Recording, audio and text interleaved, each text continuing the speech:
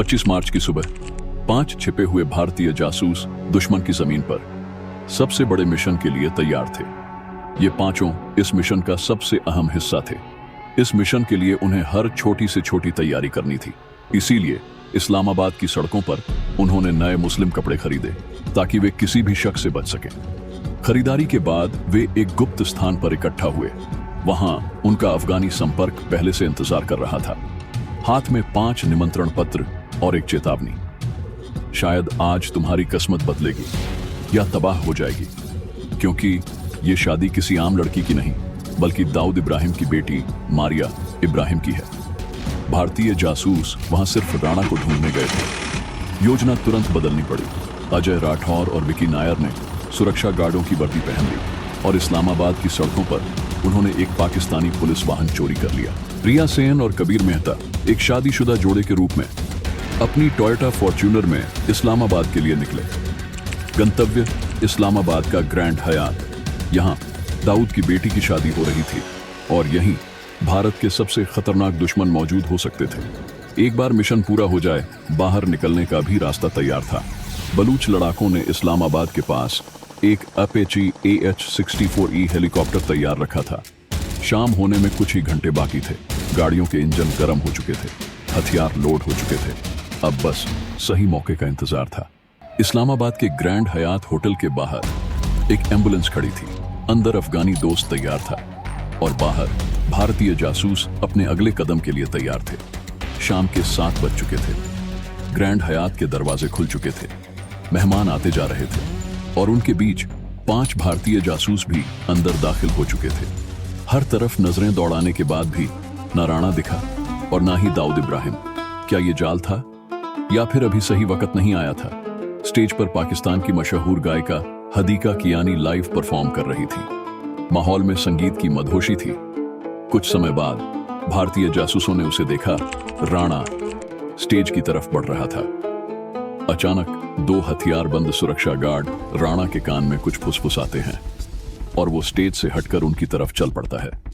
राणा और सुरक्षाकर्मी लिफ्ट की तरफ बढ़ते हैं।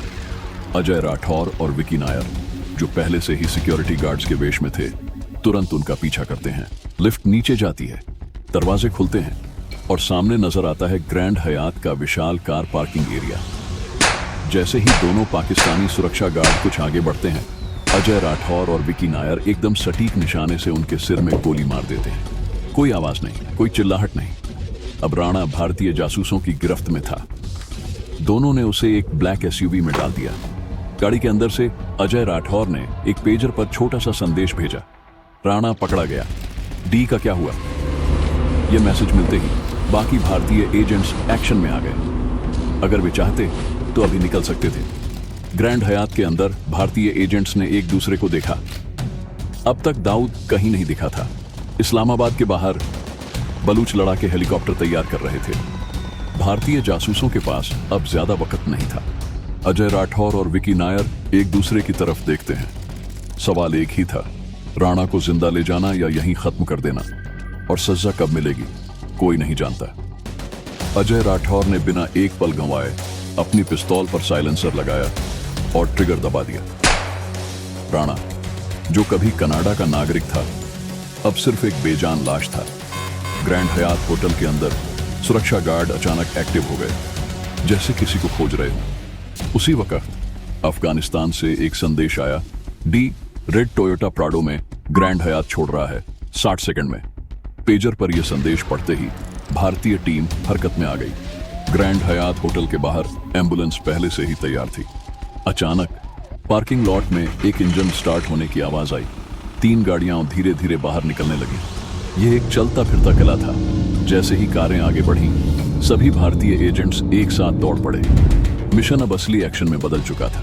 छोटे ईयरपीस में एक ही शब्द गूंजा, गो, और पूरा ऑन ऑपरेशन शुरू हो गया। 10वीं मंजिल पर रिया सेन और कबीर मेहता, जो पति पत्नी के रूप में शादी में आए थे, उन्होंने आखिरी दांव खेला। भागते भागते रिया सेन ने धुआं छोड़ने वाला बम फेंका। जैसे ही धुएं का गुब्बार उठा, ग्रैंड हयात के अंदर भगदड़ मच गई। लोग अपनी जान बचाने के लिए इधर उधर भागने लगे।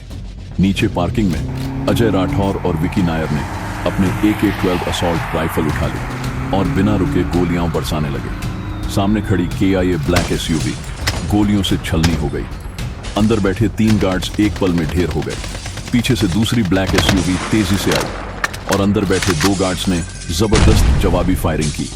एक गोली विकी नायर के कंधे में लगी। विकी नायर जमीन पर गिर पड़ा। अजय राठौर ने उसे खींचा और कार की ओट में ले आया। इतने में वेटर की वर्दी में एक शख्स तेजी से पार्किंग की ओर भागता है। यह अंडरकवर स्पेशलिस्ट अर्जुन ठाकुर था। अर्जुन ठाकुर ने कवर लिया और ब्लैक SUV के गार्ड्स पर सीधा हमला कर दिया। उसी वक्त रिया सेन ने पार्किंग के गेट के पास स्मोक बम फेंका, जिससे बाहर निकलने का रास्ता धुएं से भर गया। अचानक पूरे ग्रैंड हयात में अलार्म बजने लगे। गूंजती हुई सायरन की आवाज से पूरा इलाका हिल उठा। बाहर खड़ी एम्बुलेंस स्टार्ट हुई और सीधा पार्किंग गेट के सामने आकर रुक गई। अब कोई बाहर नहीं निकल सकता था। चारों भारतीय जासूस अब रेड टोयोटा प्राडो के पास खड़े थे, हथियार तैयार। ड्राइवर सीट पर बैठा गार्ड सिर में गोली लगने से पहले ही मर चुका था। पीछे की सीट से हल्के लाल चश्मे पहने एक शख्स धीरे धीरे बाहर आया। यह दाऊद इब्राहिम था। दाऊद ने दोनों हाथ उठाए और हंसते हुए बोला, तुम यहां से जिंदा नहीं जा पाओगे। अर्जुन ठाकुर ने बिना सोचे दाऊद को एक जोरदार थप्पड़ मारा, जिससे उसके चश्मे गिर गए। दाऊद की गालों पर थप्पड़ के निशान साफ दिख रहे थे। दाऊद इब्राहिम के सिर पर काला कपड़ा डाल दिया गया। अब उसे कुछ भी दिखाई नहीं दे रहा था। भारतीय एजेंट्स दाऊद को घसीटते हुए तेजी से एम्बुलेंस की ओर भागे, लेकिन अचानक गोलियां चलने लगी। विकी नायर, जिसका कंधा पहले से ही घायल था, अपनी जगह से खड़ा हुआ और पाकिस्तानी गार्ड्स पर अंधाधुंध गोलियां बरसाने लगा। विकी नायर अकेला पाकिस्तानी गार्ड्स को रोकने में लगा था, ताकि बाकी चारों एजेंट दाऊद को लेकर भाग सकें।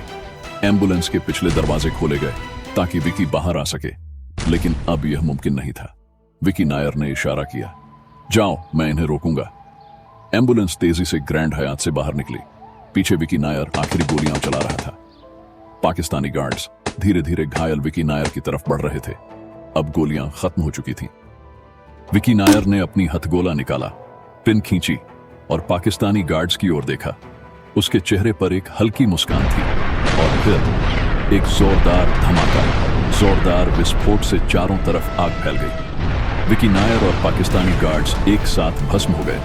पाकिस्तानी सेना की गाड़ियां एम्बुलेंस की तलाश में सड़कों पर दौड़ने लगी। रात के 11 बजे धूल और खून से सने 4 भारतीय एजेंट्स दाऊद को लेकर तेजी से आगे बढ़ रहे थे। दाऊद, जिसका सिर अब भी काले कपड़े से ढका था, चुपचाप बैठा था।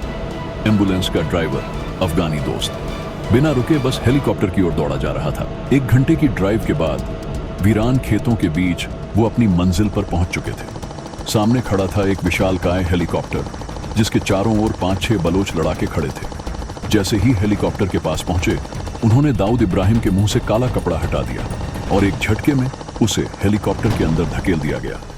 जाने से पहले भारतीय जासूसों ने बलोच लड़ाकों और अपने अफगानी दोस्त को गले लगाया। अपैची हेलीकॉप्टर का इंजन गरजा और ब्लेड घूमने लगे। वो अब उड़ने वाले थे। जैसे ही हेलीकॉप्टर ने जमीन छोड़ी, रात के अंधेरे में वो तेजी से भारत की ओर बढ़ने लगे। एक लंबी दूरी तय करने के बाद हेलीकॉप्टर से एक फोन कॉल किया गया। स्क्रीन पर नाम चमका, जीत डोवल।